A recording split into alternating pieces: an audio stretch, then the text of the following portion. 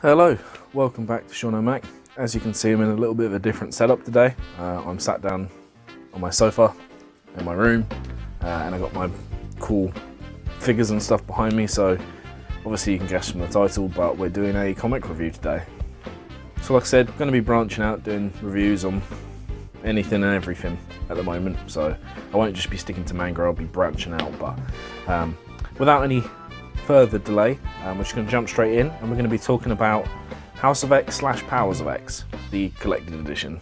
So, House of X / Powers of X is this nice thick volume, paperback volume of the X-Men. It's the most recent, well, it was the reboot, the 2019, like, soft, I don't know if they call it a soft reboot, I'm not really sure what that means. This was the 2019 X-Men reboot, which basically sets a precedent for future comics. I know they're still, the comics that they're going on at the moment are still based in this sort of era.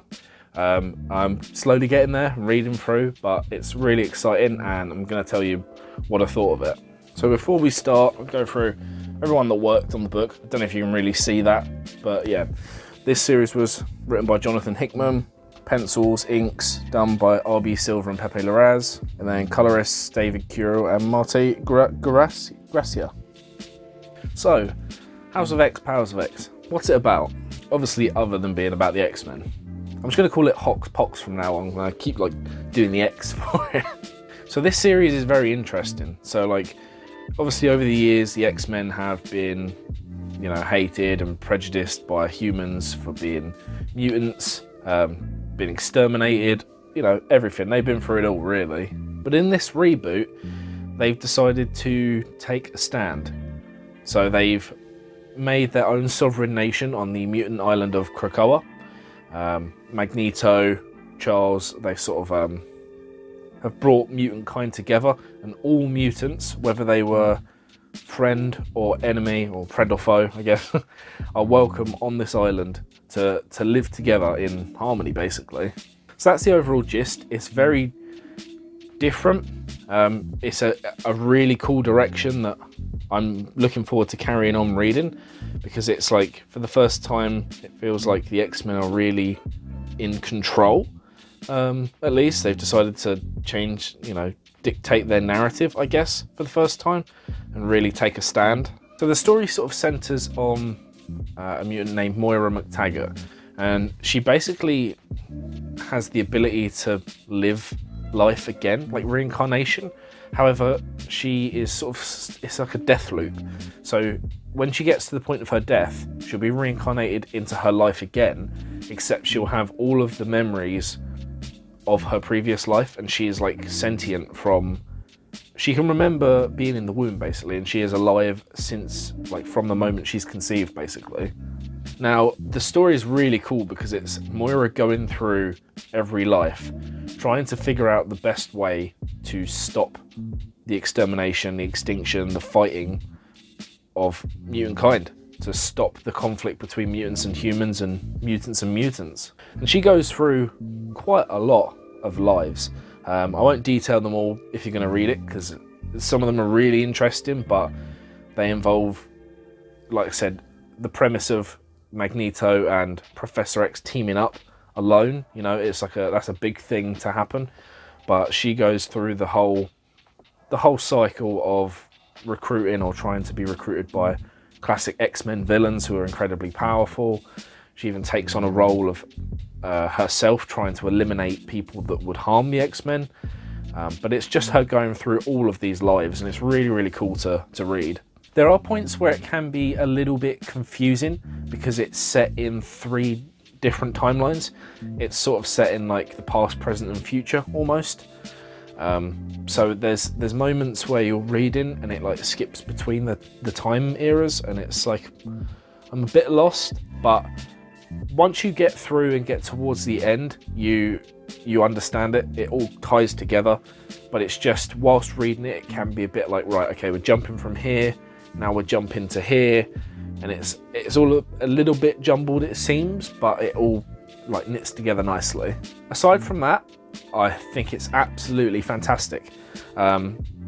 This comic, or this sort of collection, this right here is responsible for rekindling my love for comics. I was a comic person before I was ever a manga person, to say. And I sort of just stopped reading comics because the nature of them can be very confusing.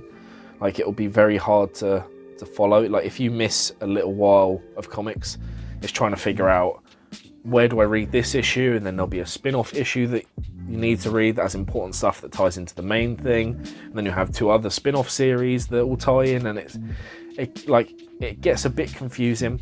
If you're reading it as it comes out, it's not as bad, but like, if you come to look at it from, say now I wanted to go back and read something from the 90s, I would have to do research basically into figuring out where to start, what to read, what order to read it. You know, it can be a bit overwhelming, and that's sort of the reason why I stopped reading comics for quite a while.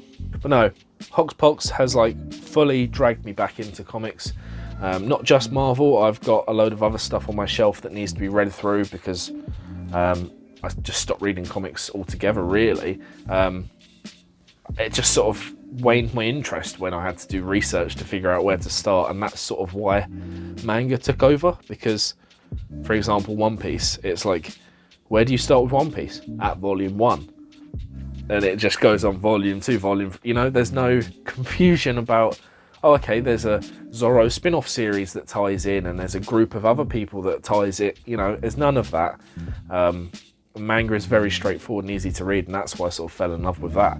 But now this, like I said, this X-Men reboot has like really sucked me back in. I absolutely love it. I'm reading through the Dawn of X series, so I'm a couple years behind, but I'm happy to do that kind of research to look it up because I really enjoy it. And then I'll move on to, like, I've got a few DC and Image comics and that kind of thing that I'm going to go through. But yeah, it's absolutely made me fall in love with comics again, and that's why I would 100% recommend it, because it's amazing. And I just realised from all my like rambling, I haven't even mentioned the artwork yet. The artwork is phenomenal. Like, it's one of the main reasons I picked up the book in the first place, because I looked at the front cover and I was like, wow, that looks really nice. Had a flick through and I'm just like, oh, okay. You know, like, the artwork is absolutely fantastic. Pepe Larraz and RB Silva do a phenomenal job. I follow them like both on like Twitter and Instagram now, and their art style is just phenomenal. And I look forward to like everything they're gonna do, because it's just such a nice art style to look at. But anyway, that's enough about me like nerding about the art style. I just, you know, just want to try and draw like them, because it's crazy the detail that they put in and how nice and polished their artwork looks. Is crazy. But yeah, I should have like probably inserted some like B-roll there, just some nice B-roll of like me flicking through the pages. I don't really have anywhere to film B-roll. You know, I've not got like my desk's pretty narrow, so I tried my best. It might not look fantastic in the final cut, but like I tried to show you some of the inside of it. But that's that.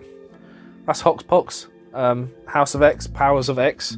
Pick it up in this nice collected edition. There is a hardback edition as well, but I don't know if it contains any more volumes. I think it's just purely a, you know, hardcover, and they tend to be a bit more expensive, but you can get this one. It's got its retail value on the back, but I didn't pay that much. I think I paid like 15 quid or something for this on Amazon. But wow, that's all I can say. Like, if you are not a comics fan, but you've wanted to be getting into comics, or you sort of like the X-Men, which is the reason I picked this up, because I've always loved the X-Men. I loved watching the cartoon, the 90s one. Even I think X-Men Evolution was the other cartoon. But I've always sort of loved the X-Men. I'd heard really good things about this, and I thought, well, I might as well check it out, because I absolutely love the artwork. I thought it's very interesting to see what they're going to do, and it's amazing. It's easily one of the best things I've read in a long time, and it's made me really excited for the future of the X-Men comics. So, like I said, if you're a comic person, you've not read it, definitely check it out. If you're a fan of the X-Men, check it out. Or even if you're not and you seem interested now, check it out. It's well worth it. And then you've got, you know, the subsequent issues that follow. It's fantastic. That's all I'm going to say. thank you very much for watching. Bit of a different video, like I said, moving out, branching out and doing other reviews on things that aren't just manga, because I'm interested in other stuff. So hopefully this does all right. Thank you very much for watching, and I will catch you in the next one. Sean and Mac, out.